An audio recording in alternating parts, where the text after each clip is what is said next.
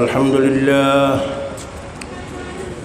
لله نحمده ونستعينه ونستغفره ونعوذ بالله من شرور أنفسنا من يهده الله فلا مضل له ومن يضلله فلا هادي له ونشهد أن لا إله إلا الله وحده لا شريك له ونشهد أن سيدنا ومولانا محمدا عبده ورسوله اللهم صل على محمد وعلى آل محمد كما صليت على إبراهيم وعلى آل إبراهيم إنك حميد مجيد اللهم بارك على محمد وعلى آل محمد كما باركت على إبراهيم وعلى آل إبراهيم إنك حميد مجيد أما بعد فأعوذ بالله من الشيطان الرجيم بسم الله الرحمن الرحيم ومن أعرض عن ذكري فإن له معيشة ضنكا وقال النبي عليه الصلاة والسلام خيركم من تعلم القرآن وعلمه صدق الله مولانا العظيم وصدق رسوله النبي الكريم সম্মানিত সভাপতি এবং উপস্থিত মুরব্বিয়ানে ইজাম ব্রাদরান ইসলাম, আলহামদুলিল্লাহ আল্লাহ পাকের মেহরবানি আজকা এই মাদ্রাসার বার্ষিক মাহফিলে চট্টগ্রাম হাটহাজারী মাদ্রাসা থেকে দয়া করে আল্লাহ পাক আপনাদের সম্মুখে আসার বসার তৌফিক দান করেছেন। আলহামদুলিল্লাহ। এটা মাদ্রাসা নুরানিয়া রপ্তখানা মাদ্রাসা, ইসলামের কেন্দ্র, কোরআনের কারখানা, কোরআনের ফ্যাক্টরি। কোরআন শরীফ আল্লাহর কালাম। আমরা তো কোরআন শরীফের দাম বুঝি নেই। যারা হজ করেছেন, বাইতুল্লাহ শরীফ দেখেছেন, তোয়াফ করার সময় উজু ছাড়া তোয়াফ করা যায় না। উজু করে বাইতুল্লাহ তোয়াফ করে। হঠাৎ তোয়াফ করার মাঝখানে উজু ভাঙি গেল।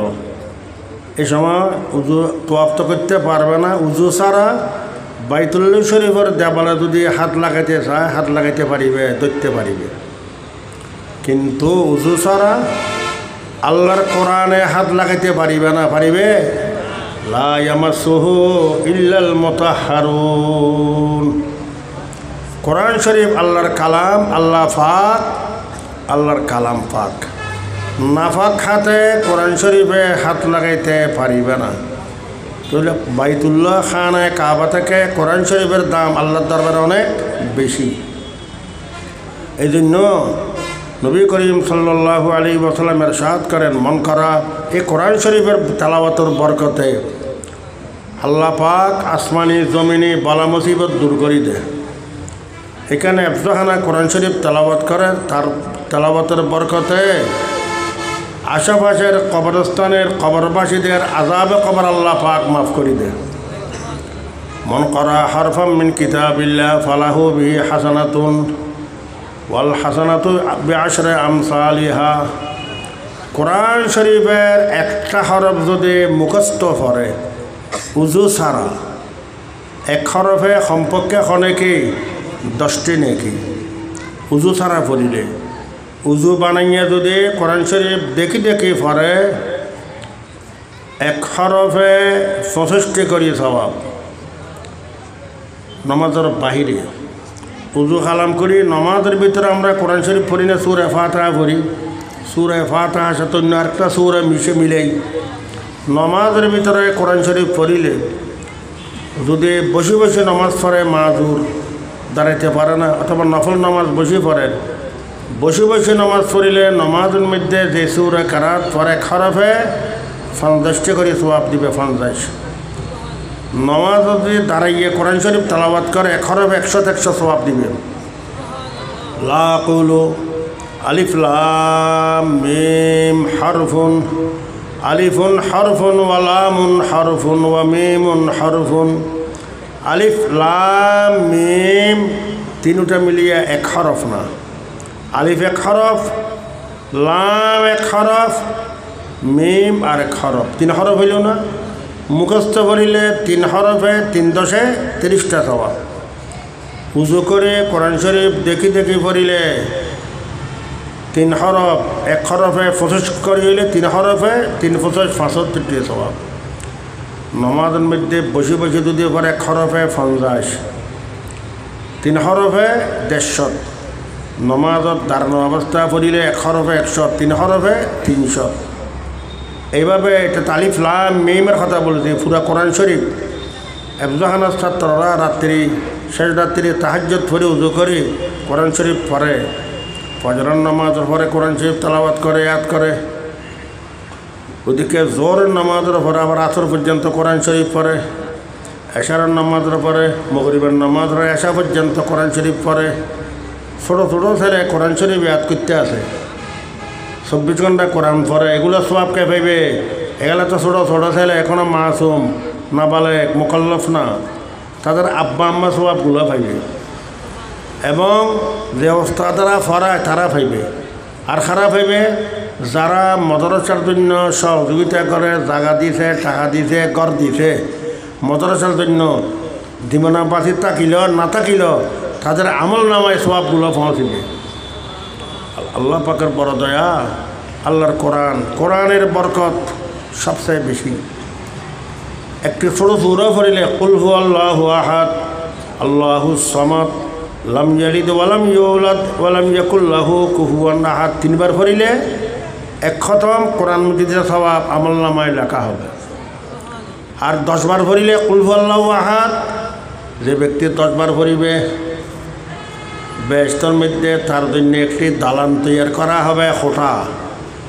এমন দালান দুনিয়ার কোনো রাজা মহারাজা দেখে নাই। আল্লাহ নবী বলেন হাদিসে কুদসি, ইন্নী আদাতু লিইবাদিয়া সালিহিন মা লা আইনুন রাত ওয়ালা উযুনুন সামিআত ওয়ালা খাতারা আলা কলবি বশর। আমি আল্লাহ বেহেশতের মধ্যে আমার নেককার বান্দাদের জন্য এমন এমন নিয়ামত রাখিছি দুনিয়ার চোখও দেখা নাই, খানাও শুনে নাই, কল্পনা জল্পনাও করে নাই। 10 বার পড়িলে কুল হুয়াল্লাহ বেহেশতে একটি দালান তৈরি করা হবে। এমন দালান যার একটা ইট হবে স্বর্ণের, তার আরেকটা ইট হবে রূপার, আরেকটা ইট স্বর্ণের, আরেকটা ইট রূপার, একটা স্বর্ণের একটা রূপার। ইটের সাথে ইটের জোড়ানি হবে। মেশকল আমাদের এখানে ইটের সাথে ইট সিমেন্ট মশলা দিয়ে জোড়ানি দেয়, এখানে জোড়ানি হবে মেশকল জাফরান দিয়ে। 10 বার পড়িলে একটি এই ধরনের সুন্দর দালান আল্লাহ দান করবে। 20 বার পড়িলে 2টা।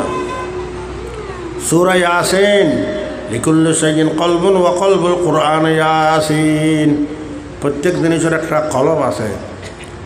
কোরআনে কারীমের কলব হইল সূরা ইয়াসিন।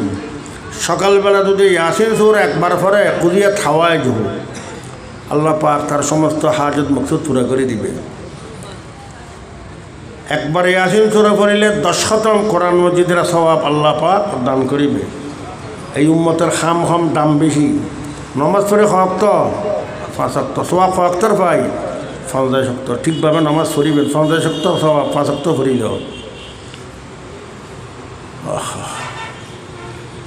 মাগরিবের নামাজের পরে যদি সূরা ওয়াকিয়াটা একবার পড়ি, যে ওয়াকাতিল ওয়াকিয়াতু লাইসা লিওয়াকাতিহা কাযিবা, ছোটো সূরা রহমানের পরে একটি সূরা। মাগরিবের নামাজের পরে সূরা ওয়াকিয়া পড়িলে আল্লাহ পাক ওই বান্দাকে অনাহার রাখবে না, উপোস থাকবে না, গায়েবের খাজানা থেকে আল্লাহ পাক খানার ব্যবস্থা করে দিবে। এশারের নামাজের পরে যদি সূরা মুলক একবার পড়ে 30টি আয়াত, তাবারাকাল্লাযী বিয়াদিহিল মুলকু, আল্লাহ পাক কবরের আযাব থেকে মুক্তি দান করবে। কোরআনে কারীম গরহামি খাহি মুসলমান জিস্তান নিস্তে মুমকিন জুজবা কুরআন জিস্তান। কোরআন আল্লাহর কালাম। ইসলামের শুরু যুগতে এই সমত বর্বরতার যুগ, জাহিলিয়াতের যুগ, সাহিত্যিক যুগ ছিল। সাহিত্যিক কবিরা পদ্য আর গদ্য লেখে বাইতুল্লাহর সাথে লটকা দিত, কোরআন শরীফের আয়াতে লটকা দিত। যখন লটকা ইন্না আতয়না কাল কাউসার লটকা দিল, সাহিত্যিক কবিরা তার নিচে লিখে দেয় লাইসা হাযা মিন কালামিল বশর, এটা মানুষের কথা না, এটার সাথে এখনো মোকাবেলা করা যাবে না, আল্লাহর কালাম। তারা বুঝে ফেলেছে সাহিত্যিক কবিরা। कुरान करीम आँखों में लगाया जाता हूँ, ताकों में लगाया जाता हूँ, ताबीज़ बनाया जाता हूँ, दो दो के पिलाया जाता हूँ। কোনো মানুষের ছেলের বিয়ে হয় না, মেয়ের বিবাহ হয় না, কত প্রস্তাব আসে, একটা কবুল হয় না। বড় দূরের কাছে গেলেন, বড় দূরে তাবিজ লিখে দিল, আমল দিল, আলহামদুলিল্লাহ তাবিজ লেখার আমলের পরে ছেলে অথবা মেয়ের বিয়ে গেল। বিয়ে হওয়ার পর অনেকে বলে হুজুর আপনি তাবিজ দিয়েছেন যে বিয়ে তো হয়েছে, এখন তো ছেলে সন্তান হইতে আসে না। হুজুর আরেকটা তাবিজ দিল ছেলে সন্তান হওয়ার জন্য, তাবিজ দেওয়ার ফলে ছেলে সন্তানও হইল। তারপর আবার ছেলে কাঁদে, বেশি কাঁদে, খাঁদা বন্ধ হয় না। হুজুর হাতে থেকে বলো তো বেশি কাঁদে আমার নাতি, একটা তাবিজ দেন, তাবিজ দিল, খাঁদানো বন্ধ হয়ে গেল। এগুলো কার গুণ? আল্লাহর কোরআনের গুণ। জমিউল ইলমি ফিল কোরআন লাকিন তাকাসারাত আনহু আফহামুর রিজালি, সমস্ত এলম আল্লাহর গুণাবলী আল্লাহর কোরআনের ভিতরে আছে। 160টি কিতাব আল্লাহ লৌহ মাহফুজ থেকে অবতীর্ণ করেছিল।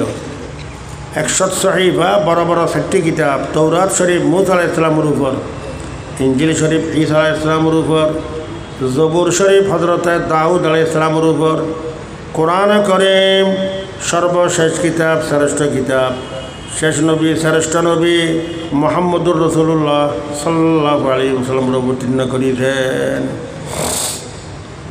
যে মানুষ সাকরাতুল মউতে কষ্ট পায়, জান যায় আবার জান যায় না, একদিন দুদিন এইভাবে কষ্ট পায়, বেকরার অস্থির হইয়া যায়। এই সময় ইঞ্জেকশন, স্যালাইড, ট্যাবলেট কোনো ওষুধে কাজ করে না, কাজ করিবে আল্লাহর কোরআনে। যে ব্যক্তি এইভাবে কষ্ট পায় মওতের সময়, তার পাশে বসে যদি সূরা ইয়াসিন তেলাওয়াত করার, সূরা রাত একটা সূরা তেলাওয়াত করলে, সূরা ইয়াসিনের তেলাওয়াতের বরকত আসানির সাথে জান চলে দেবে। সাকরাতুল মওতের কষ্ট থেকে আল্লাহ পাক মুক্তি দান করবে। এগুলো সব গুণাবলী কোরআনের। কোরআন শরীফের সূরা বাকারার শেষের দুটি আয়াত, আমানার রাসূলু বিমা উনজিলা ইলাইহি থেকে শেষ পর্যন্ত, রাত্রি ঘুমাবার সময় যে ব্যক্তি এই দুটি আয়াত পড়িয়া ঘুম যাইবে, বুখারী শরীফে হাদিসে কাফাতা, এই দুটি আয়াত তার জন্য যথেষ্ট। মুহাদ্দিসিনে কেরাম এটা দুটো ব্যাখ্যা করে। এক ব্যাখ্যা হইল, কোনো মানুষ শেষ রাত্রি তাহাজ্জুদ পড়ার অভ্যাস আছে, অনেক বুজুর্গানে দিন আছে না, তাহাজ্জুদ বাদ দেয় না, 5 ওয়াক্তের ফরজও বাদ দেয় না, তাহাজ্জুদ বাদ দেয় না, তাহাজ্জুদ পড়ে আল্লাহর জিকিরও বাদ দেয় না, জিকির না করিলে মনে শান্তি পায় না। অনেক বুজুর্গানে দিন আছে শেষ রাত্রি উঠে তাহাজ্জুদও পড়ে, জিকিরও করে, খাঁদে আল্লাহর দরবারে দোয়া করে, আল্লাহ। এইরকম আল্লাহর কিছু বুজুর্গানে দিন আছে। যে ব্যক্তি তাহাজ্জুদ পড়ার অভ্যাস আছে, প্রত্যেক দিন শেষ রাত্রি তাহাজ্জুদ নামাজ পড়ে, হঠাৎ একদিন ঘুম ভাঙে নাই, ঘুম থেকে টান পাই নাই, চেতন হইতে পারে নাই, কিন্তু ঘুম যাইবার সময় সূরা বাকারার শেষের দুটো আয়াত তেলাওয়াত করে পড়ি ঘুম গেছে, আমানার রাসূল থেকে ফানসুরনা আলাল কওমিল কাফিরিন পর্যন্ত। ওই ব্যক্তিকে আল্লাহ পাক রব্বুল আলামিন ফেরেশতাদেরকে বলবে, এই ফেরেশতারা, আমার বান্দা প্রত্যেক দিন তাহাজ্জুদ পড়ে, অভ্যাস আছে, আজকে পড়তে পারে নাই, আমার বান্দার আমল নামায় তোমরা তাহাজ্জুদের সওয়াব লিখি দাও। এই দুই আয়াতের বরকতে এক ব্যাখ্যা। আর ব্যাখ্যা যে ব্যক্তি রাত্রে ঘুমাইবার আগে এই সূরা বাকারার শেষের দুটি আয়াত আমানার রাসূল থেকে শেষ পর্যন্ত পড়িয়া ঘুমাইবে, আল্লাহ পাক ও ব্যক্তিকে রাত্রে চোর ডাকাত সন্ত্রাসী দুশমন শত্রু সব কিছু থেকে হেফাজত করবে, ফেরেশতা দিয়ে ফারদারি করবে। এটা কোরআনের বরকত। এরকম অনেক ঘটনা আছে, নাম বলবো না, একটা ঘটনা বলি। বাংলাদেশ স্বাধীন হওয়ার পরপর আমাদের বুজুর্গদের মধ্যে একজন বুজুর্গ ফজরের নামাজের পরে মসজিদে বসে বসে আল্লাহর জিকির করতে আসেন। হাদিস শরীফ আছে, যে ব্যক্তি ফজরের নামাজের পরে আল্লাহর জিকির করবে বেলা উঠে পর্যন্ত, বেলা যদি 1 মাস 2 মাস উঠে 2 রাকাত অথবা 4 রাকাত তাহাজ্জুদ পড়িলে, ইশরাক পড়িলে একটি হজ একটি উমরা সওয়াব পাইবে। ওই আল্লাহওয়ালা বুজুর্গ ফজরের নামাজ পড়ে ইশরাক পড়িবে, আল্লাহর জিকির করতে আসে মসজিদে বসে বসে। এই অবস্থায় দেখে কয়েকজন যুবক মসজিদে ঢুকিছে, ঢুকিয়া ওই বুজুর্গ সাহেব হুজুরের পায়ে পড়ি, খাইতে হুজুর আমাদেরকে ক্ষমা করে দেন, আমরা ভুল করেছি, আল্লাহ হুজুর ভুল করেছি, বড় অপরাধ করেছি, আমরা বুঝতে পারি না, আপনাকে চিনতে পারি নাই, আমাদেরকে ক্ষমা করে দেন। হুজুর বলে, বাবারা আমি তো ক্ষমা করে দিব, তোমরা কি অপরাধ করেছো এটা বলো। হুজুর বড় জঘন্য অপরাধ করেছি।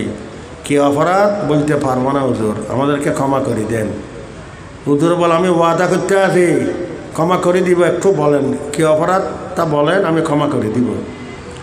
বারবার বাধ্য করার পরে তারা, হুজুর অপরাধ হইল বড় জঘন্য অপরাধ, আমরা গত রাত্রি বড় বড় অস্ত্র নিয়ে আপনার বাড়িকে ঘেরাও করেছিলাম, আপনাকে আমরা গুলি করে শহীদ করার জন্য এসেছিলাম।